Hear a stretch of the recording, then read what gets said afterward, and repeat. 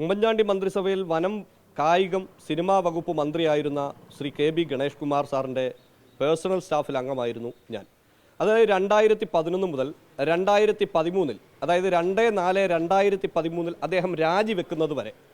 രാജിയെക്കുറിച്ചുള്ള സാഹചര്യങ്ങളൊക്കെ നിങ്ങൾക്കറിയാം. അദ്ദേഹത്തോടൊപ്പം നിന്ന ഒരാളാണ് ഞാൻ. എല്ലാ കാര്യങ്ങളിലും പത്തനാപുരം നിയോജക മണ്ഡലത്തിൽപ്പെട്ട ഒരാളെന്ന നിലയിൽ, പേഴ്സണൽ സ്റ്റാഫ് എന്ന നിലയിൽ ഇവിടുത്തെ പ്രധാനപ്പെട്ട ചുമതലകളിൽ പലതും എന്നെ ഏൽപ്പിക്കുകയും വളരെ കൃത്യവും സത്യസന്ധവുമായി അത് നിർവഹിക്കുകയും ചെയ്തിട്ടുള്ള ആളാണ്. അന്ന് ഞാൻ യൂത്ത് കോൺഗ്രസിൻ്റെ മാവേലിക്കര പാർലമെൻറ്റ് ജനറൽ സെക്രട്ടറിയാണ്. ഇന്ന് കോൺഗ്രസ് പത്തനാപുരം ബ്ലോക്ക് പ്രസിഡന്റുമാണ്. ഈ സമയങ്ങളിലൊക്കെ വളരെ ഉത്തരവാദിത്വത്തോടുകൂടി അദ്ദേഹത്തോടൊപ്പം നിന്ന ഒരാളെന്ന നിലയിൽ നല്ല അടുപ്പം പുലർത്തുവാൻ എനിക്ക് കഴിഞ്ഞിട്ടുണ്ട്. അതിലുപരി അദ്ദേഹത്തിൻ്റെ വ്യക്തിപരമായ കാര്യങ്ങളും മറ്റ് അത്യാവശ്യ കാര്യങ്ങളിലുമൊക്കെ ഉത്തരവാദിത്വത്തോടു കൂടി ചെയ്തുകൊണ്ടിരുന്നത് അന്നത്തെ മന്ത്രിയുടെ പേഴ്സണൽ സ്റ്റാഫിൽ PA ആയിരുന്ന ശ്രീ പ്രദീപ് കുമാറാണ്.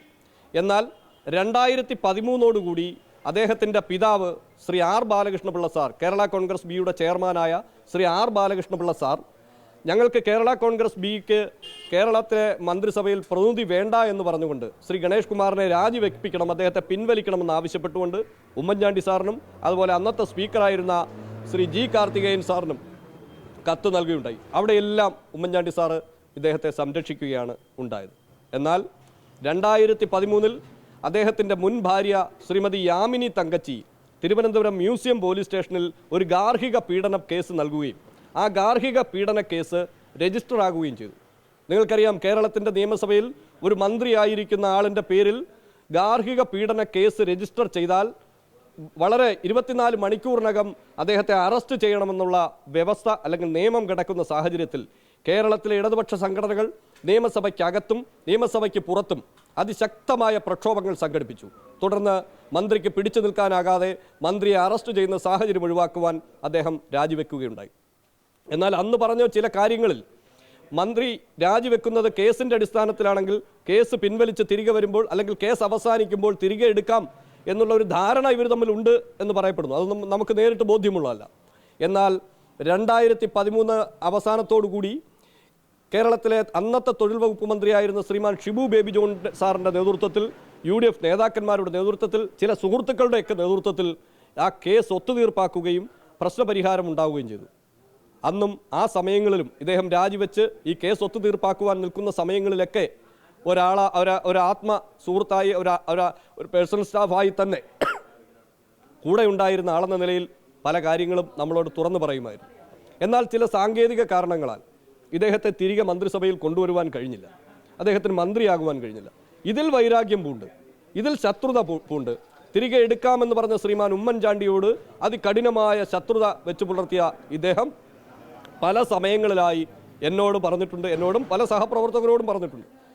ഞാൻ കാണിച്ചു കൊടുക്കാം, ഉമ്മൻചാണ്ടിയെയും UDF നേതാക്കന്മാരെയും ഞാനൊരു പാഠം പഠിപ്പിക്കും, അദ്ദേഹത്തെ പെണ്ണുകേസിൽ കൊടുക്കും എന്ന് വളരെ വ്യക്തമായി നമ്മളോട് പറഞ്ഞിട്ടുണ്ട്. എന്നാൽ അന്ന് ഇതെല്ലാം കേട്ട് നിസ്സംഗനായി നിന്നതല്ലാതെ ഒരക്ഷരവും ഞാൻ പറയാൻ പോയില്ല. പക്ഷേ പിന്നീട് മനസ്സിലാക്കുന്നത് 2015 ഇദ്ദേഹം മന്ത്രിയാകാതിരുന്ന സാഹചര്യത്തിൽ ഇടതുപക്ഷത്തോടൊപ്പം ചേർന്നുകൊണ്ട് പത്തനാപുരം നിയോജക മണ്ഡലത്തിൽ വീണ്ടും മത്സരിച്ച് ജയിക്കുകയും സോളാർ കമ്മീഷൻ റിപ്പോർട്ട് ശേഷം പുറത്തു വരുന്ന സാഹചര്യത്തിൽ ഈ പറഞ്ഞതുപോലെ മുൻപ് മന്ത്രി എന്തായിരുന്നോ, മുൻപ് ഗണേഷ് കുമാർ സാർ എന്തായിരുന്നോ ഞങ്ങളോട് പറഞ്ഞത്, അതേപടി ശ്രീമാൻ ഉമ്മൻചാണ്ടിയെ ലൈംഗികാരോപണ കേസിലും മറ്റ് UDF നേതാക്കന്മാരെ ഇതുപോലെയുള്ള പെണ്ണുകേസിലും പെടുത്തി സോളാർ കമ്മീഷൻ റിപ്പോർട്ട് പുറത്തു വന്നിരിക്കുന്നു എന്നാണ് മനസ്സിലാക്കുന്നത്. ഇതിൽ വലിയൊരു ഗൂഢാലോചനയുണ്ടെന്ന് ബോധ്യപ്പെട്ടതിൻ്റെ അടിസ്ഥാനത്തിൽ ഉടൻ ബഹുമാനായ അഡ്വക്കേറ്റ് സുധീർ ജേക്കബ് കൊട്ടാരക്കര കോടതിയിൽ നൽകിയ ഒരു കേസ്, ഇതിനകത്തെ ഗൂഢാലോചന തെളിയിക്കുന്നതിന് വേണ്ടിയിട്ടുള്ള കേസ് കോടതി ഫയലിൽ സ്വീകരിച്ചു. അവിടെയാണ് ഞാൻ ഈ മൊഴി നൽകിയത്. ഞങ്ങൾക്ക് വേണ്ടി കേസിന് ഇറങ്ങിയത് അഡ്വക്കേറ്റ് ജോളി അലക്സാണ്.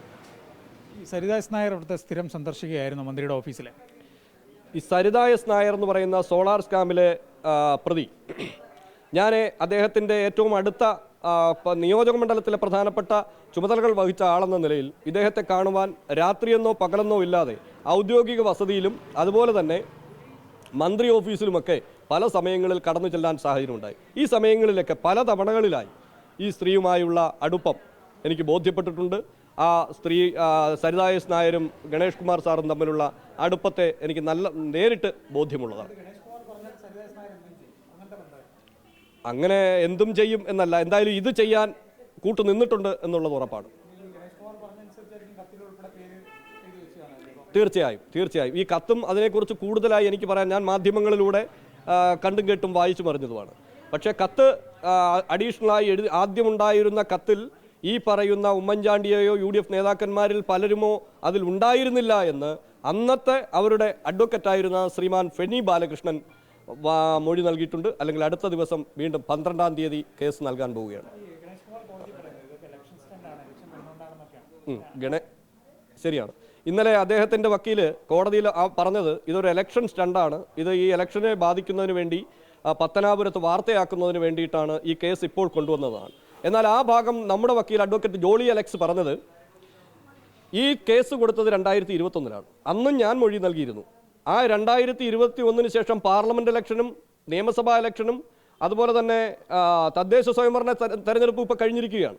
ഇപ്പോൾ ഈ നിയമസഭാ തെരഞ്ഞെടുപ്പിന് മുന്നോടിയായി നടത്തുമ്പോൾ ഇത് ഇലക്ഷൻ സ്റ്റണ്ടാണെന്ന് അവർ പറയുന്നുവെങ്കിൽ അവർ എന്തോ ഭയക്കുന്നു എന്ന് കോടതി മുമ്പാകെ പറയുകയുണ്ടായി.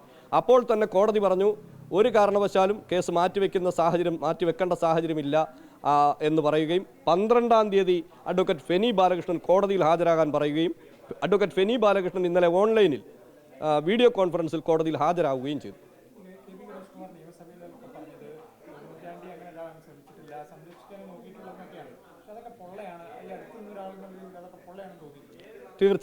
തീർച്ചയായും ഇപ്പോൾ തന്നെ ബഹുമാനായ ഗണേഷ് കുമാർ സാറ് മന്ത്രി ഇപ്പോൾ പറഞ്ഞത് അദ്ദേഹത്തിൻ്റെ കുടുംബം തകർത്തു എന്നൊക്കെ. അദ്ദേഹത്തിൻ്റെ കുടുംബം തകർത്തത് ഉമ്മൻചാണ്ടിയാണെന്ന് പറഞ്ഞാൽ ലോക മനസാക്ഷിയെ ഞെട്ടിക്കുന്ന വാക്കുകളാണ്. ഒരിക്കലും അദ്ദേഹം കണ്ണാടിയിൽ പോയി നോക്കി നിന്നെങ്കിലും ഒരു ക്ഷമ പറയാൻ തയ്യാറാകണമെന്നാണ് എനിക്ക്. തീർച്ചയായും ക്രൂരമായ വാചകങ്ങളാണ്. അദ്ദേഹത്തിൻ്റെ കുടുംബത്തെ തകർക്കാൻ ശ്രമിച്ചു എന്ന് പറയുന്ന വാചകങ്ങൾ ക്രൂരമാണ്. അദ്ദേഹത്തിൻ്റെ കുടുംബത്തെ മാത്രമല്ല ഈ രാജ്യത്തെ സമൂഹത്തെ മുഴുവൻ കുടുംബങ്ങളെയും വിളക്കിച്ചേർക്കുവാൻ ആഗ്രഹിച്ച ശ്രീമാൻ ഉമ്മൻചാണ്ടി സാറിന് നേരെയാണ് അദ്ദേഹത്തിൻ്റെ ആത്മാവ് പോലും ആ പറഞ്ഞ വാക്കുകൾക്ക് പൊറുക്കത്തില്ല. മന്ത്രിസ്ഥാനം കിട്ടാത്തതിൻ്റെ പേരിൽ പിതൃതുല്യനെന്ന് ഒരു നാളിൽ പറയുകയും സ്വന്തം പിതാവ് തള്ളിപ്പറഞ്ഞപ്പോഴും സ്വന്തം ഭാര്യ തള്ളിപ്പറഞ്ഞപ്പോഴും സ്വന്തം മക്കൾ തള്ളിപ്പറഞ്ഞപ്പോഴും ഇടതുപക്ഷ സംഘടനകൾ കേരളത്തിൽ മുഴുവൻ മാനാഭിമാന ശൃംഖല സൃഷ്ടിച്ചപ്പോഴും സംരക്ഷിച്ച ശ്രീമാൻ ഉമ്മൻചാണ്ടി സാറിനെയാണ് കുടുംബം തകർക്കുവാൻ ശ്രമിച്ചു എന്ന് പറയുന്നതെന്ന് പറയുമ്പോൾ ലോക മനസാക്ഷി പൊറുക്കില്ല എന്നുള്ളതാണ് പറയുന്നത്.